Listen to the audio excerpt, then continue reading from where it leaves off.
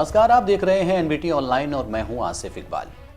चीन पूरी दुनिया में कर्ज के जरिए कब्जे का गंदा खेल खेल रहा है।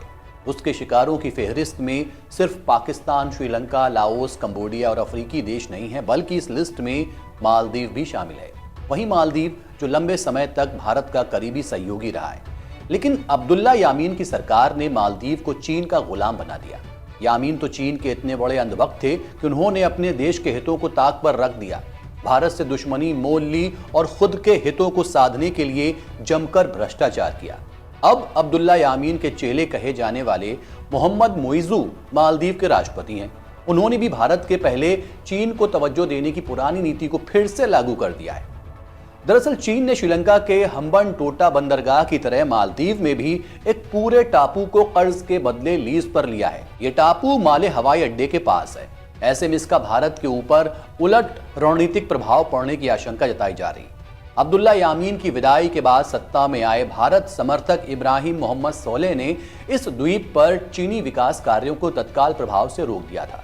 अब नए राष्ट्रपति मोहम्मद मुइज़ू के शपथ ग्रहण के बाद से ही चीन ने एक बार फिर फेदू फिनहोलो द्वीप पर काम को तेज कर दिया है।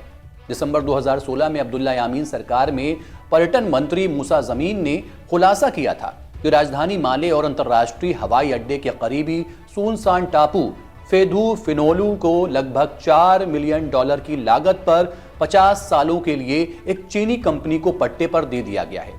चीन अपनी one belt one road connectivity initiative के हिस्से के तहत हिंद महासागर में अपनी मौजूदगी को बढ़ाने के लिए मालदीव में बुनियादी ढांचे के निर्माण में मदद करने के मौकों पर नजर रख रहा है। हम्बनटोटा अंतर्राष्ट्रीय बंदरगाह श्रीलंका के हम्बनटोटा में एक गहरे पानी का बंदरगाह है।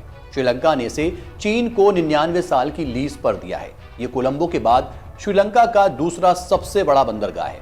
2020 में हम्बनटोटा बंदरगाह ने 1.8 मिलियन टन कार्गो को संभाला। ये बंदरगाह चीनी कर्ज से जनवरी 2008 में बनना शुरू हुआ था। 2016 में इसने $1.81 मिलियन का मामूली लाभ कमाया, लेकिन इसे आर्थिक रूप से अव्यवहारिक माना गया। श्रीलंका के लिए जैसे ही कर्ज चुकाना मुश्किल हुआ, महिंदा राजपक्षे की सरकार ने इस बंदरगाह से जुड़े परिपक्व होने वाले बॉन्डों को चुकाने के लिए विदेशी मुद्रा जुटाने की कोशिश की। इसके लिए महिंदा राजपक्षे ने बंदरगाह की 80% हिस्सेदारी का निजीकरण करने का फैसला किया।